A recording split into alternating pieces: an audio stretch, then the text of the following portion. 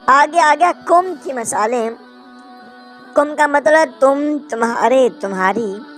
اموالو اس کا مطلب مال۔ آگے آگے کم اموالکم اس کا مطلب تمہارے مال۔ اب جو بھی لفظ آئے کم آ جائے اس کا مطلب تمہارے، چاہے مال ہو، دولت ہو، عزت ہو، بیٹے ہو، بیٹیاں ہو، نفس ہو، اس کے بارے میں آ جائے گا اموالکم تمہارے مال، امہاتکم تمہاری مائیں، اخوانکم تمہارے بھائی، ازواجکم تمہاری بیویاں، اولادکم تمہاری اولاد، بناتکم تمہاری بیٹیاں، انفسکم تمہاری نفس یعنی تمہاری جانیں۔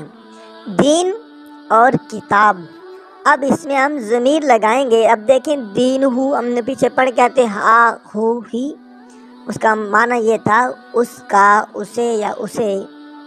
اب دین اس کا مطلب دین، دین ہو اس کا دین، دین ہم ان کا دین، دین کا تیرا دین، دین کم تمہارا دین، دینی میرا دین۔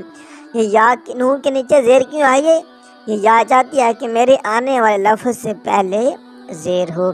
دیننا ہمارا دین، کتاب ہو اس کی کتاب، کتاب ہم ان کی کتاب، کتاب کا تیری کتاب، کتابکم تمہاری کتاب، کتابی میری کتاب، کتابنا ہماری کتاب۔ یہ آپ نے یاد رکھنا ہے انشاءاللہ جب آپ قرآن میں پڑھیں گے۔ ہو اور ہا، ہم، کا، کی اور کم، یہ، نا، یہ آپ کو ان کی پہچان ہونا شروع ہو جائے گی اور آپ ان کا ترجمہ بھی خود کر سکتے ہیں۔